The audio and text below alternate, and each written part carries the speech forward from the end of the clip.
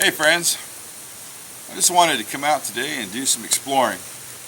What I did is I found a really nice location on the Google map and I marked it out on my GPS, and I thought that would be the easy way to get in.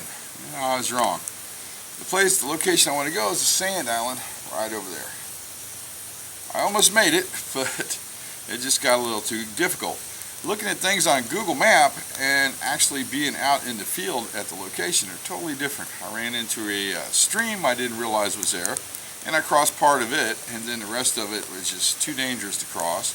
So I ended up taking the railroad tracks to my original plan and cutting off on a farmer's road and coming down that way, and then I found there was a couple other areas that weren't on the map and obstacles I had to overcome. So I'll have to settle for making it this far. Maybe next time I'll make it the rest of the way over there.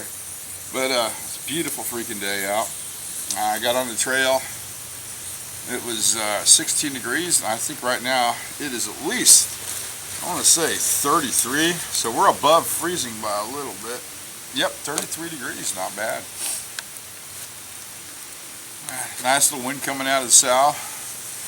So I think what I'm going to do is I'm just going to sit here and have some good old beef stew, just kind of relax for a little bit, and hike my way out.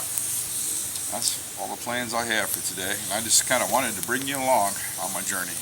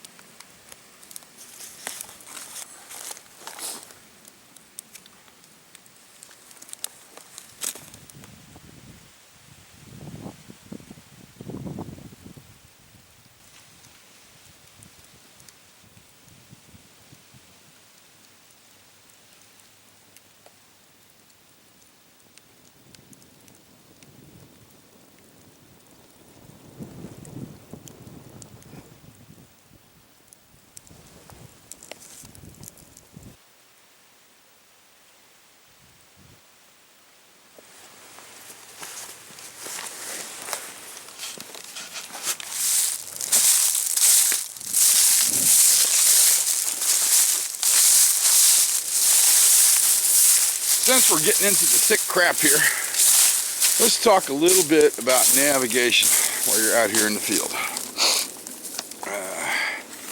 Turn you around here. Okay, the first thing is, I really didn't do any markings on my GPS. I'm going to use natural landmarks, man-made trash, and sound. First thing we're hearing is the train. That means the railroad is that way, so we need to head that direction, and that is how we get started. I also use some trail markers, man-made trail markers, and of course we're going to be following quite a few game trails actually. And the goal is to get the heck out of here before the sun goes down, and that is to be in exactly 2 hours. It took me 2 hours and 45 minutes to get in here. I think we can do it in about an hour.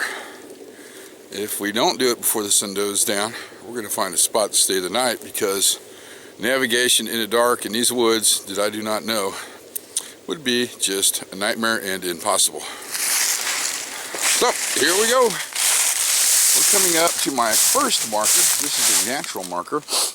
Notice that tree falling down. I made a mental note of it, and that tells me I'm going in the right direction.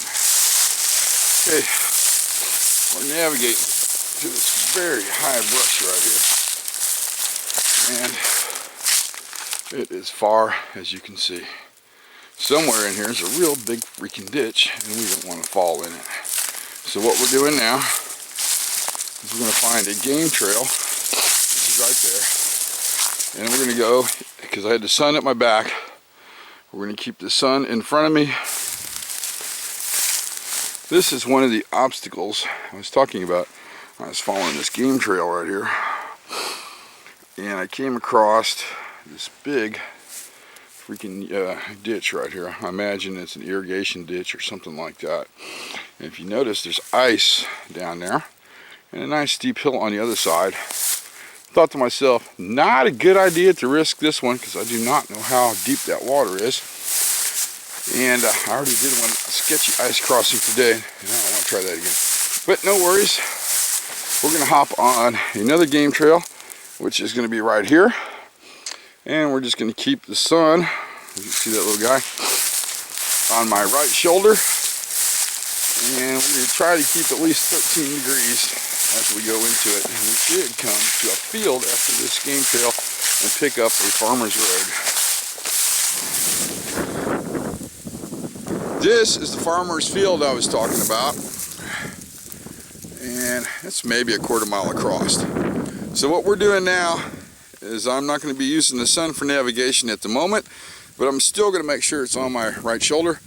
And what we're using now is we're going to go for that tree line and sound. There's a railroad up that way, and that's where we need to be. We are in the middle of this farmer's field. Now remember what it looked like when we were looking over the hill. Look now. That is some rough stuff to navigate by. But we still got the sun, but mainly I am actually watching that tree line right there. That's what we're headed for. We have made it to the tree line, which you can see right there. Let's buzz around, whoop, real slow. That is the field we crossed, and we came from that tree line right there. Okay, now this is the only way, what I'm standing on is this kind of makeshift bridge here, to cross this creek that surrounds the area. I've tried to cross it numerous times, couldn't get past it, and come to find out this is the only way across. What we do now is we hike down these tracks, and we're looking for some man-made trail markers. There you go, I said it. As you can tell, it is getting freaking cold out, and the sun is setting quite fast. So I'm going to pick the pace up a bit.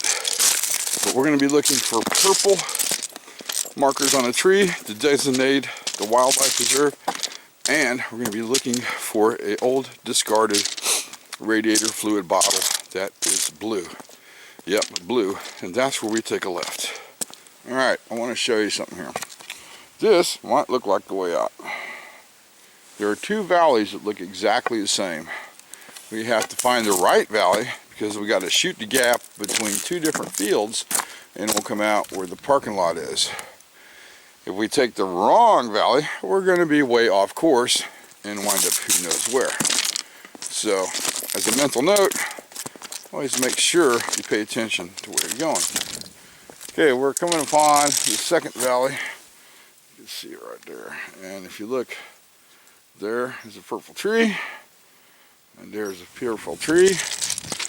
So we just got to hike down a little bit further and look for that discarded radiator can, and that will give us a direct line up the valley until our next destination. So it should be down here somewhere. There's another purple tree.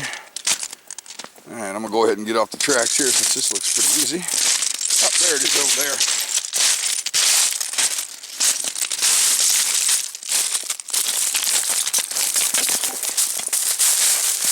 Now this is designating the boundaries of the wildlife reserve.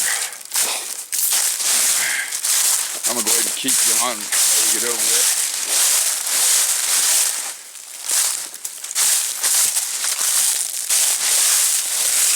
So bear with me for a minute.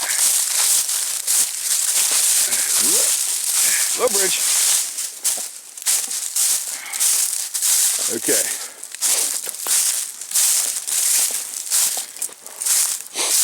There is the radiator bottle.